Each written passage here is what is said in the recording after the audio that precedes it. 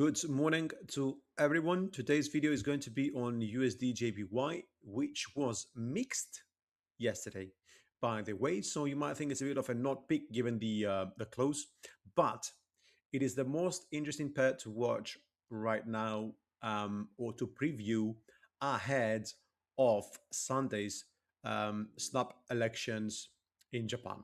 So we have, of course, to talk about a little bit to provide a bit more context about the markets. Markets yesterday, US tech, Bitcoin, and other major assets sold off against the US dollar massively, I would say, following Amazon's Q4 earnings and a weak JOLTS report. So you have to understand why the earnings were negative. It wasn't the revenue miss, which you have actually warned about in our Q1, 2026 report. And also, I do mention the AI capex risk in multiple videos. It was that actually spending plan, $200 billion capex spending plan. That really spooked investors about margins and when the ROI is going to come back.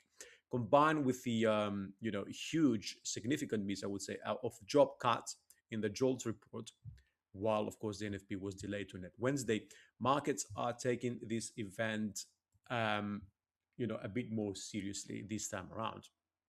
Now let's talk about the Takaichi trade.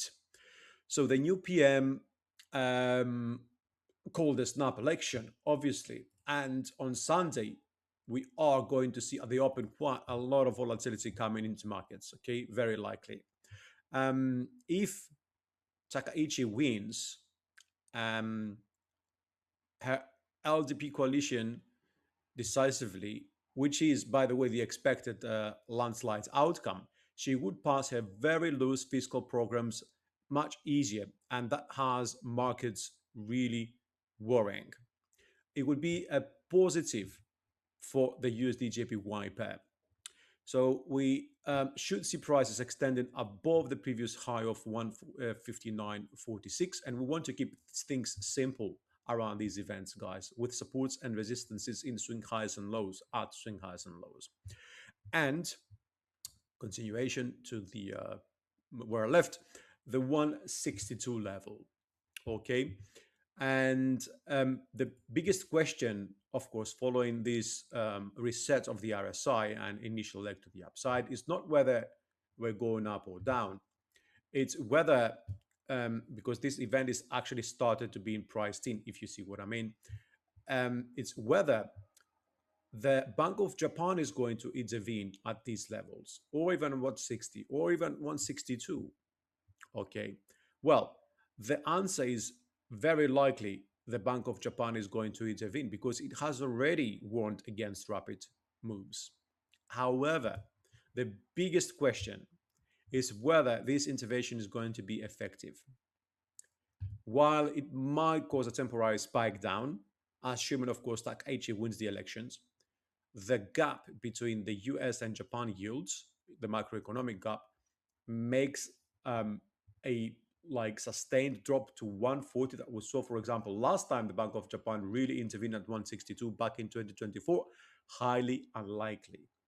Okay, last time in 2024, we had a massive drop of 14%.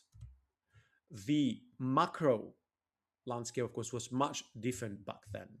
Now we have a Fed that is currently more hawkish than thought before, which adds to the upside potential. And also, we have a Bank of Japan, which is actually hawkish. Or, I mean, it keeps a hawkish stance against, if you compare with other banks, central banks. Okay. Now, the situation here, what I'm saying is net negative for the USD JPY pair. Okay, so you've got a lot of things that point to upside.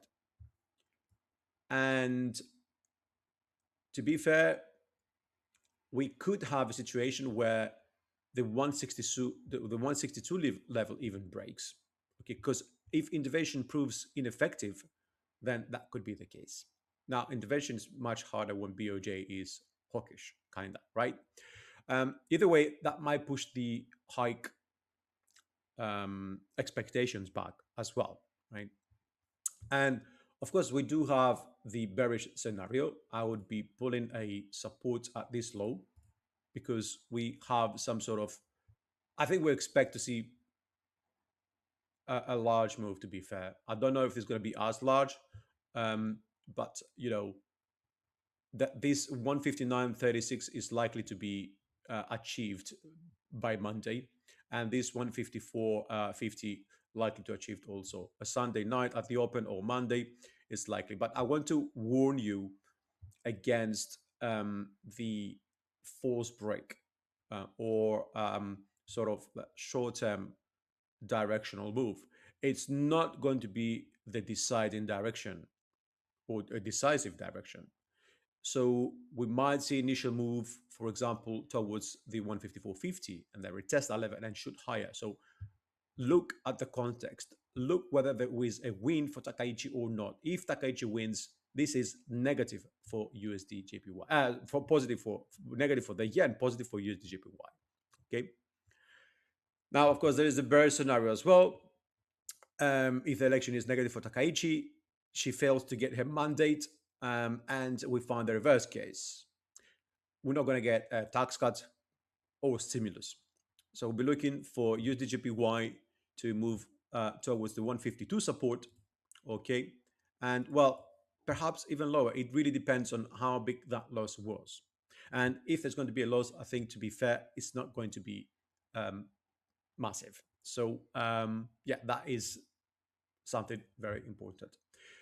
Other things that you could potentially do to see whether the trend continues or not or accelerates, I'll be pulling out a channel over here because in case we do move higher, we don't just have the swing levels to take into account. We've got other levels too. Given how we have moved from bottom to top, which looks could be considered five-wave leg, we could also pull out our Fibonacci, and I want you to see how close these swing levels are with our Fibonacci level. So the 23.6 and the 38.2. Okay. Equally, if this is indeed wave 1 and 2 and 3 and 4, we could use the Fibonacci extension tool and the pullback down to 152 and also have a target for prices above 162 or a failed intervention attempt. Failed intervention, of course, not necessarily meaning that we're going to go much higher, but it might just simply mean that we're not going to see much of a decline. But either way, the level to take into account in this particular case would be the 164, say, let's just call it 164, which is the 0.618. I would say this more of a longer term play, to be fair, because it wouldn't just take a little time to get up there, right? But either way, volatility is expected to be high.